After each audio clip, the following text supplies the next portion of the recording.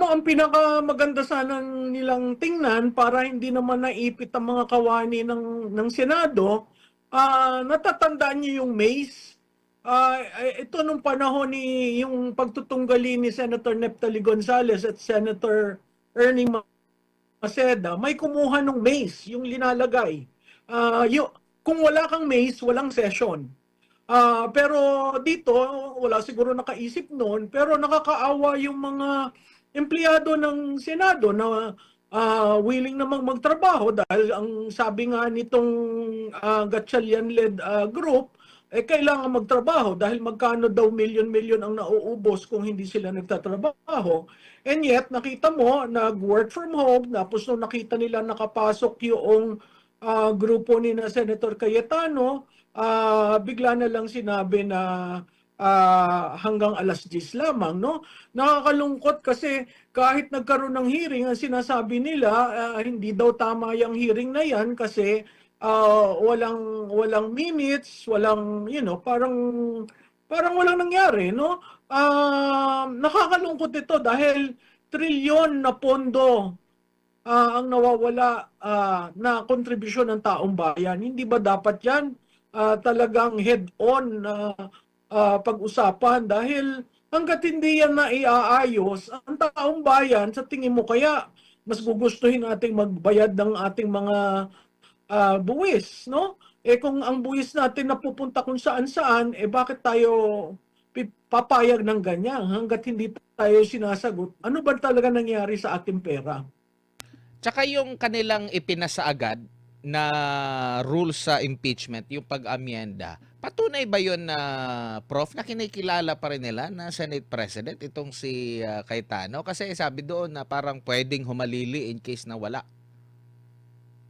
Well, kasi sa tingin ko, mahihirapan yung grupo ni na Senator Gatchalian maghanap ng presiding officer. Dadalwa lang ang abogado dyan, si Senator Kiko Pangilinan at si Senator Chis Escudero. Hindi ko alam kung tatanggapin si Senator Chis Escudero ng inalsan niya para siya ang maging presiding officer, no? Alam rin naman natin ang kakulangan sa eksperyensya ni Senator Kiko Pangilinan. So, hindi ko alam kung ano itong ginawa nila na inopen nila. Kasi pag inopen mo yan at hindi ka sumunod sa saligang batas, ibig sabihin meron silang papaboran. O merong inunumbra ang Malacanang para maging presiding officer. Yun ang nakakatakot. Opo. Tsaka isa din sa mga napuna, grabe yung mga netizen, no? Kasi sila yung nakakita. Matatandaan nyo po, nagpaliwanag po itong si Mig Zubiri. Bago lang matapos ang Mayo, sa isang parang message yata doon sa Bukidnon, na talagang nagalit siya doon sa pagtatraidor daw sa kanya, no? Pero napansin nila na yung isa sa mga nagtraidor sa kanya, kasi 'di ba ang pumalit sa kanya itong si Senador Chis Escudero, nakita nila unang kabilang sa mga nagyakapan pa na gano'n, na yung mga gano'n pong mga klase ng mga pahayag na para bang walang prinsipyo, na akala ko ba merong ano tapos ganito bigla na lang. Ano pong paliwanag doon, Prof? Alam mo, Admar, kasi yung pagiging traidor, sa tingin ko simula pa ng kasaysayan ng Senado, may mga ganyang elemento. Kasi nga, kung hindi na masaya ang iyong mga kasamahan, di ba nga ang Senate President serves at the pleasure of their colleagues, no? Kung ang colleagues niya, mahigit sa majority, ayaw na sa kanya. At tumayo ng call for the declaration of chairs to be vacant, wala tayong magagawa doon. Talagang ganun ang hugis at hubog ng senador, ng legislative body. You serve at the pleasure of your colleagues. Meaning, pag hindi mo na pagbigyan, pag merong medyo hindi kayo nagkasundo, nagsisimula doon, no? mahirap maging Senate President kasi kung titingnan mo yan, 24 republics ang Senado. May iba pa nga dyan, mas mataas pa ang nakuhang boto kaysa sa Pangulo, no? Yung mga previous na Pangulo. So makikita natin na it's very hard to operate that way. Itong administrasyon na ito, katulad na rin ng sinabi ko sa inyo noon, 4 na ang naging Senate President. Diyan sa 4 na yan, parating merong magtatakwil, parating merong magtatraidor, dahil hindi nila nagugustuhan o hindi sila napagbigyan ng pabor. Ganun talaga yun eh. May tinatawag na log rolling, may tinatawag you scratch my back, I scratch yours. Ganun talaga yung deliberative body. Nawala na sa atin yung mga panahon na elder statesman. Pag sinabi ng elder statesman na hindi, ganito ang ating pag-uusapan. They talk among themselves. So, isang napakahirap na desisyon na dinaanan ng Senado ay yung pag-alis ng US bases sa atin. Pero nakita nyo, nagrespeto ng bawat isa ang kanilang posisyon, pero dahil may majority, at the time I think the Senate President had to break the tie. So Senator Salonga had to make that crucial decision. At nakita natin doon, kahit na nagrally si President Cory Aquino na pabor sa extension ng base militar, tinanggap niya yung desisyon ng Senado. Ganun talaga sa demokrasya, hindi mo talaga makukuha ang kabuuan dahil parating merong magsasalita na ayaw.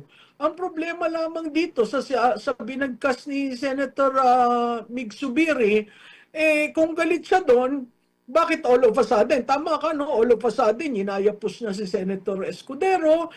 Siguro pinapakita niya rin na mahalaga si Senator Escudero kasi kung hindi lumabas si Senator Escudero sa plenaryo, walang mangyayari doon sa session nila nung isang araw. Pero hindi na rin siguro nagtataka yung ating mga kababayan na ganyan talaga yung politika. Kasi kung matatandaan mo, viral din ito, Prof, no? Yung tatay mismo ni Senador Mig Zubiri na gusto sanang hawakan, itaas yung kanyang kamay, tapos hindi itinaas yung kamay ni ano. Kumbaga, kasi malinaw eh, kung titingnan mo yung video, parang alam ko naman na napansin siya kasi sila lang dalawa nandoon eh.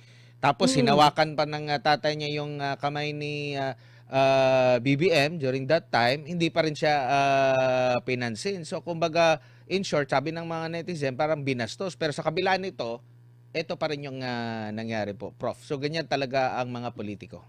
At hindi siguro ganyan.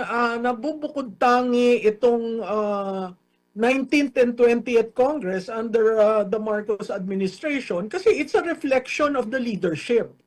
Kung ang leader, ang pinuno ay ganyan, siyempre ang mga iba, kung nagagawa yan ni Pangulo, bakit hindi natin gawin?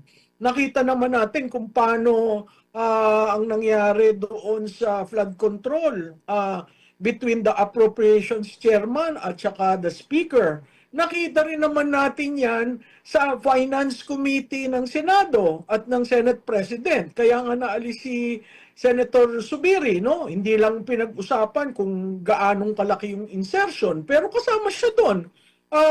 Kaya nga pag tinitingnan natin yung problema ni Speaker Martin Romualdez, hindi pa pwedeng si Speaker Martin Romualdez lang ang sisisihin dahil may counterpart sa Senado. Ganon din yung pagkaalis kay Senator Escudero. Apart from that is yung posisyon na tinindigan niya dito sa impeachment.